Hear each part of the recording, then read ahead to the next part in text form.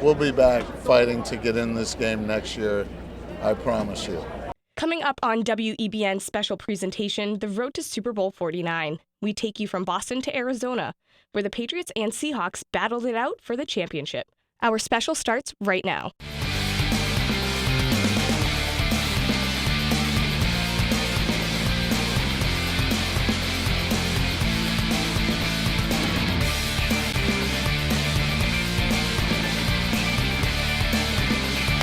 Hello and welcome to WEBN's special presentation, The Road to Super Bowl 49.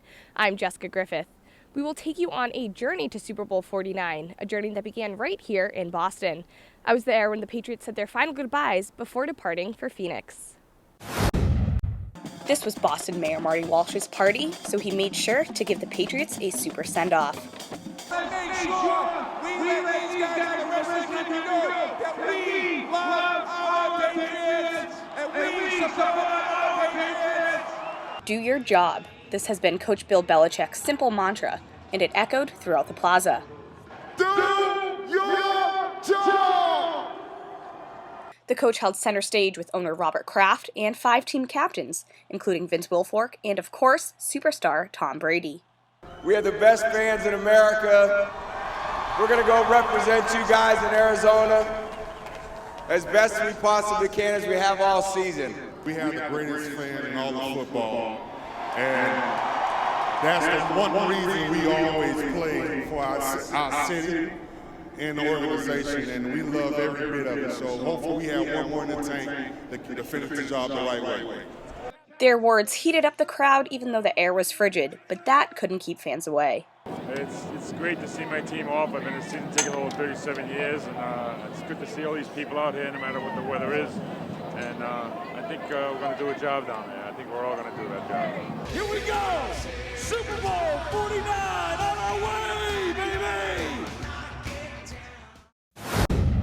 The Patriots thought their biggest challenge would be the Seattle Seahawks. Instead, it was dealing with Deflategate. It started with the team's AFC Championship game against the Indianapolis Colts. The Patriots won that game and then were accused of underinflating footballs below the legal limit. It allegedly let the Pats get a better grip on the ball. This controversy was not ignored in the week leading up to the Super Bowl. On the issue of footballs used in the AFC Championship game, Ted Wells and our staff have been hard at work, conducting a thorough and objective investigation. As you would expect, we take seriously anything that potentially impacts the integrity of the game. We've done our part in terms of looking at what Walt Anderson and the crew did and how things were handled, and they were handled properly from that perspective. And again, like Troy said, the investigation's ongoing. Officiating isn't a part of that investigation, and everything that comes out of that will be made public. Concussions have long been an issue in the NFL, and as the league descended upon Phoenix, WEBN's Jeremy Vanderoff shows us once again how concussions were brought to the forefront. Concussions have been a part of the NFL for decades, and now more than ever, the league is doing everything it can to take those concussions out of the game. We follow a very strict concussion protocol to determine if a player has sustained a concussion and when or if he'll be allowed to return to the game. We instituted a couple of years ago not hitting with the crown of your helmet, both for the offensive and the defensive players. The players have adjusted. Miller says that the rule changes are working to make the game safer, and he has statistics to prove it. Concussions caused by helmet-to-helmet hits, those that have been much analyzed and reported upon in terms of tackling techniques and others, are down 28% from 2013 to 2014. In addition to the rule changes, the league is also partnering with several material technology companies in an attempt to make football equipment safer. This new $2 million Head Health Challenge will seek researchers for new materials that better absorb or dissipate energy from impacts.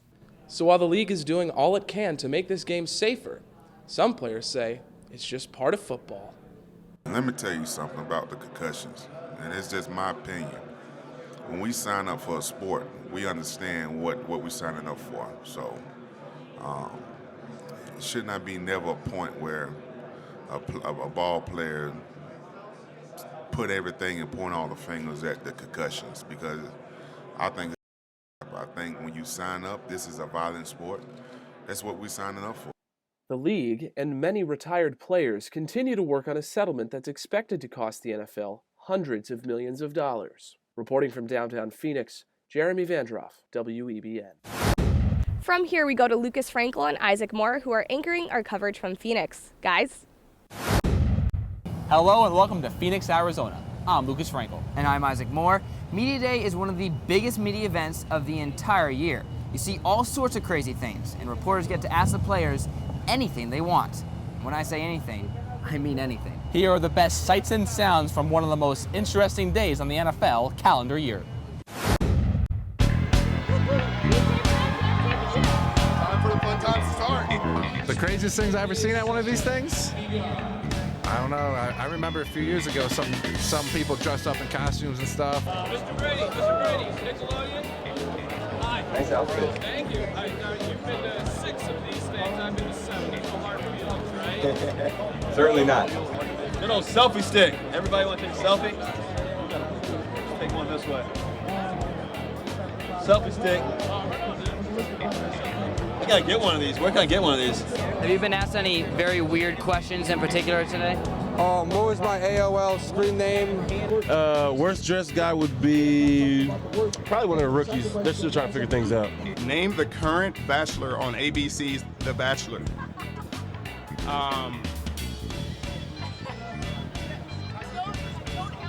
Chris. Home Alone, definitely Home Alone, no question about that. Home Alone and Home Alone 2 over the Christmas holidays. My Cousin Vinny, I mean, yeah, sure, put them all in there. Best dancer on the squad? Oh, I mean, since I'm like the only one who really whipped out my dance moves, I gotta go with myself. Best dancer? I don't know. We don't go anywhere to dance. We're too big to be dancing first and foremost. So nobody dances really. Tony McDaniel's definitely, he's probably the best dancer. He's probably the best dancer.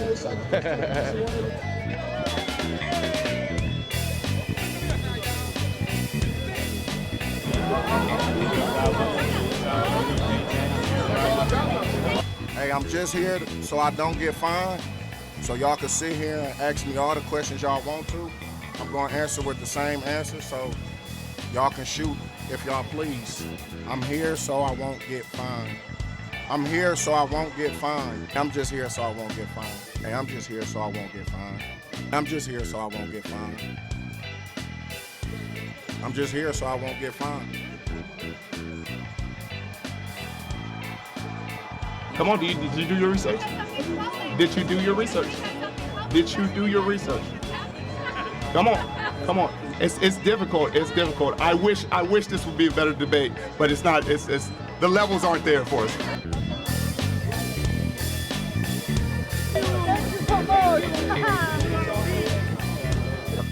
I'm a big Jay-Z fan, so that's that's what I'm usually listening to. Man, Snoop, that's my dog. Snoop, my dog, man. You know, I'm gonna talk to Snoop this week. You know, I saw him yesterday. I'm gonna talk to Snoop all week, and we probably do a little trash talking on the field before the game, but that's all love, man. He's a tiger. You know, I think my favorite Katy Perry song is "Roar." That's got to be my favorite one. I'm excited. I have it on DVR. I know she's gonna kill it. I'm just here so I don't get fined. What is this Xbox that you have here? How'd you get it? I won this, finishing two Katy Perry songs. I was successful at it. These guys weren't. They're jealous.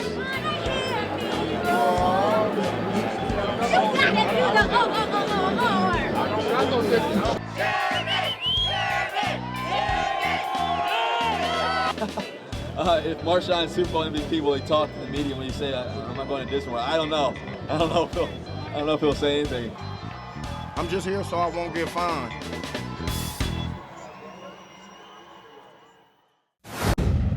The Super Bowl is arguably the biggest media event of the entire year, and it takes months of preparation to make sure media outlets like ESPN get everything just right. We sat down with ESPN West Bureau Chief Charlie Moynihan to find out how a major sports network plans its coverage for the big game. Nothing in terms of manpower, people, time allocation is like the Super Bowl. It's a Super Bowl of Super Bowls. It's also a Super Bowl of TV in that regard. I mean, we have 3 sets, one downtown, 2 at Scottsdale Fashion Square Mall area. and it's ongoing.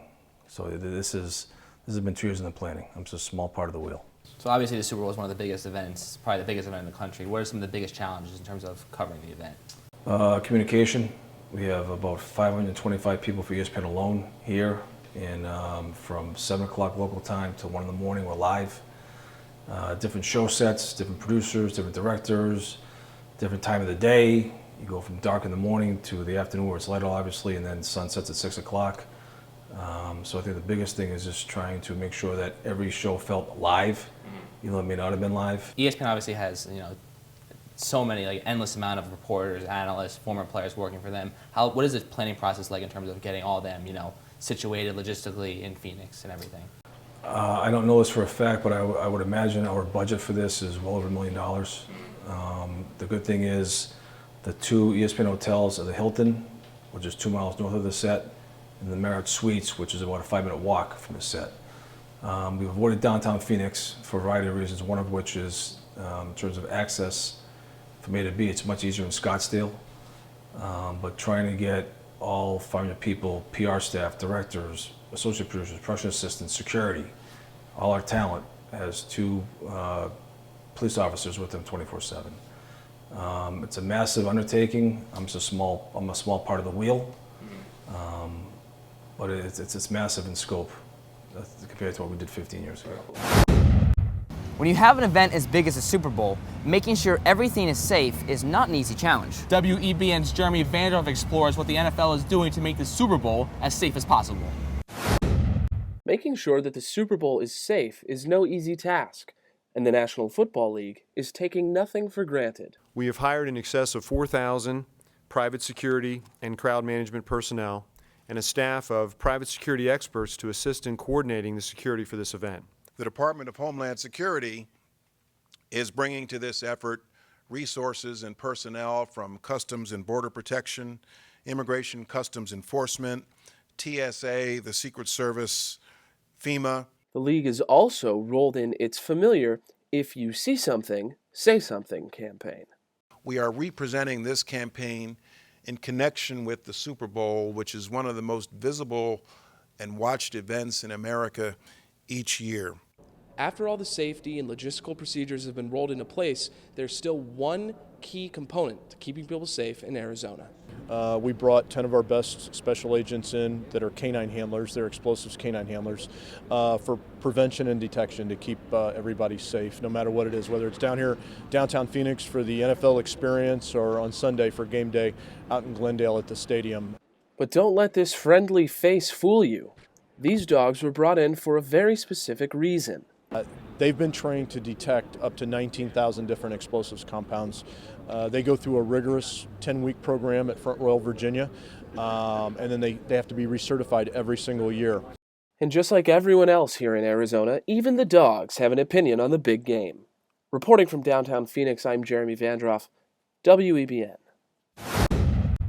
When we come back, we'll show you all the happenings from downtown Phoenix. Stay tuned.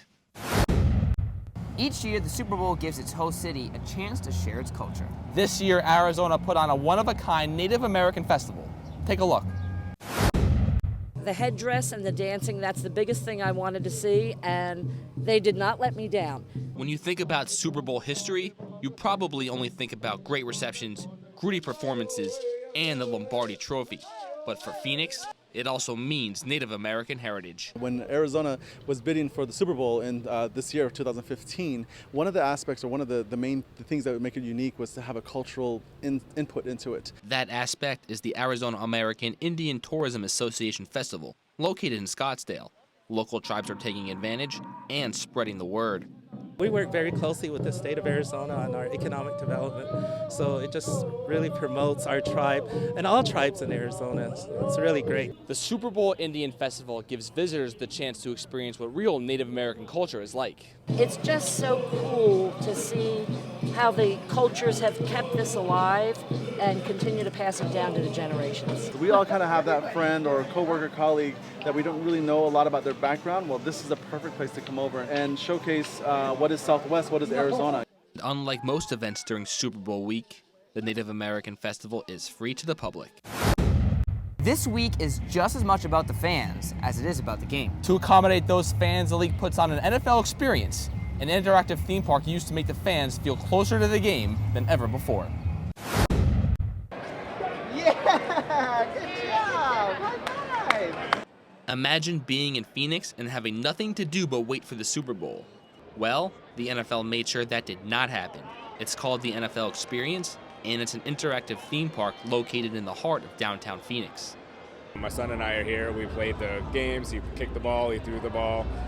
We've seen just about every booth, gotten our picture on Madden's new game, so we're having a great time. Oh, it's great. I really like seeing the trophies and the stuff that you only see on TV.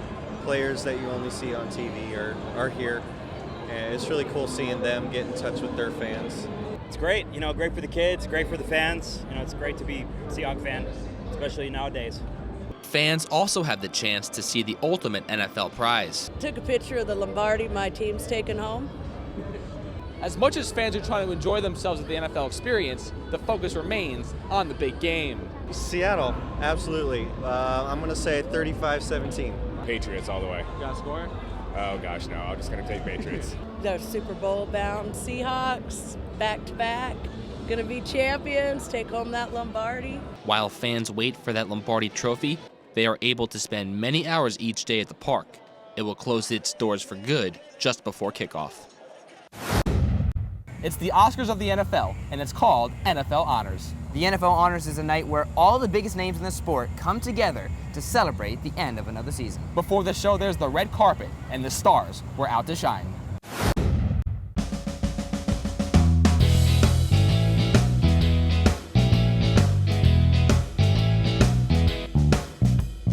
You're known for chicken dance in your day. In your opinion, what's the best dance you've seen out there recently this year? Who's got it going on? I have to go with Antonio Brown, a receiver out of Pittsburgh, our Pro Bowl receiver. He's got some motion in his touchdown celebrations that I just cannot mimic. I can't do it. When you do a Super Bowl, you just hope you don't screw it up. And so I would say probably the 2007 year, which was the Patriots and the Giants. That fourth quarter was so intense.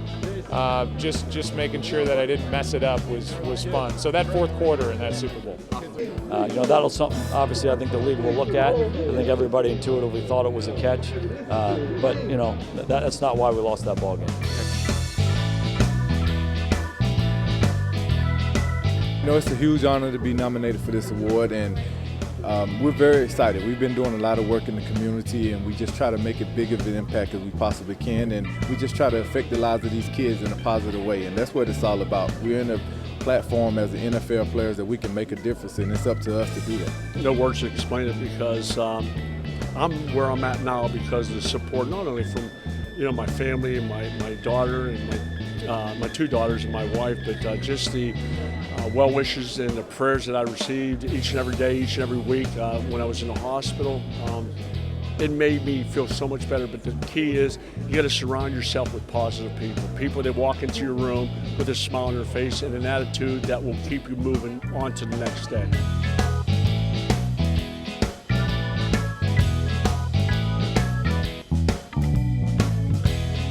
I think as far as the fact of what was dealing with the ball itself, every quarterback likes the footballs a certain way, and every quarterback is going to try and get them that way to help him play the game. And I don't see why that should be a problem. You still have to read the defense, you still have to throw the ball, and the guy still has to catch it. So whether the ball has a little bit less air or not is not a big deal to me. Do you feel that their legacy is tarnished even if they win this year? Not to me. When I think of the teams that have been great in my time calling the NFL, especially with Troy, and before just Troy, it was Troy and Chris, it's New England is in the top spot. And, we did our first Super Bowl was New England. Our second Super Bowl was New England. And here we are again. And, this group is kind of getting their sixth crack at it.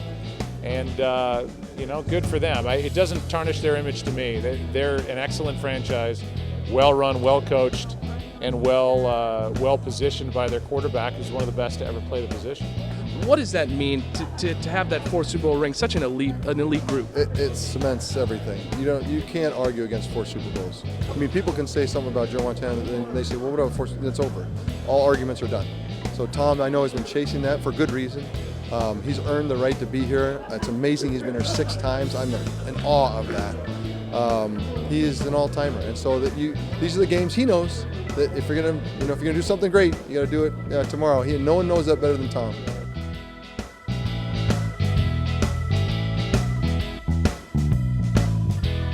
Well, yeah, I think it's one of the best matchups because even Vegas can't decide who's the favorite in this game. It keeps going back and forth. And I think Seattle has a heck of a defense, but Tom Brady's one of the greatest quarterbacks ever to play the game. And I don't care if it's 14 pounds pressure, 10 pounds pressure. Tom Brady's going to make it happen. I'm going to go Patriots 28, Seahawks 20. What is the one thing you're looking forward to most once we kick the football off tomorrow? The start of the game. But that would be it. Yeah, just making sure the game, it's a regulation ball. Kick it off, let's go. Still ahead, we go back to Boston for a reaction from Super Bowl 49. Welcome back to Boston. The New England Patriots came away with a thrilling 28-24 victory in Super Bowl 49. There were seconds left to play when the Pats' Malcolm Butler intercepted Russell Wilson on the 1-yard line. That sealed the Patriots' 4th championship. Tom Brady claimed MVP honors. WEBN's Maggie Smolka shows us how excited New England fans got.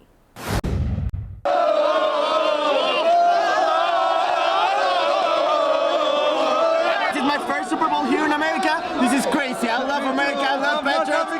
The champions!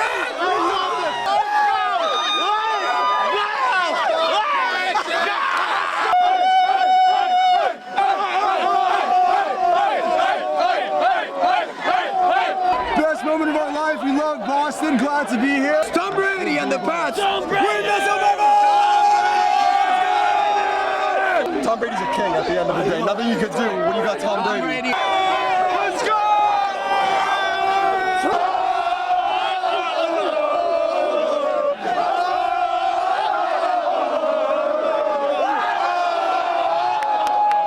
Very confident the entire time. Tom Brady! Tom Brady! Tom Brady! Tom Brady! I couldn't be happier about the win. It's so awesome. I'm just so happy. Tom Brady! He's the best!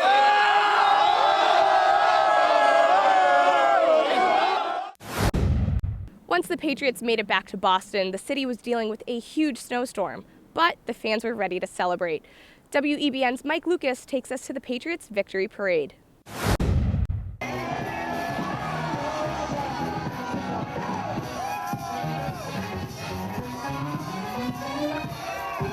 Droughts are usually associated with a lack of rain, but for the Patriots, it was a lack of championships. Luckily for their fans, the drought ended when New England beat Seattle in Super Bowl 49. Everybody decided after 10 years, so everybody's here, so we're going to enjoy the party today. The Patriots lost their previous 2 Super Bowl appearances, making this championship that much more gratifying. I would have preferred to have won those other 2 Super Bowls. I wish we could have won against Eli Manning. That would have been fantastic, but you know, I think it is sweeter because of the 2 losses beforehand. This is the moment thousands of Patriots fans have been waiting for. As I speak, Tom Brady, Bill Belichick, and the rest of the Patriots will storm the streets in the only way they know how, in duck boats.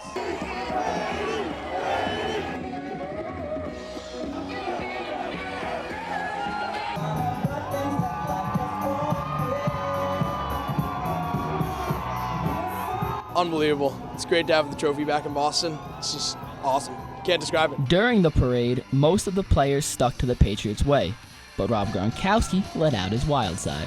Rob was having fun. Gronkowski jumped out of the boat, was running around, high-fiving people. He's funny. He's a blast. Yeah, he was definitely having this time of his life today. The city of Boston didn't release the official attendance numbers, but Mayor Marty Walsh said about 1 million fans showed up. For WEBN Boston, I'm Mike Lucas. Thank you for watching this WEBN special presentation, The Road to Super Bowl 49. I'm Jessica Griffith. We leave you with the names of everyone who made this WEBN special possible.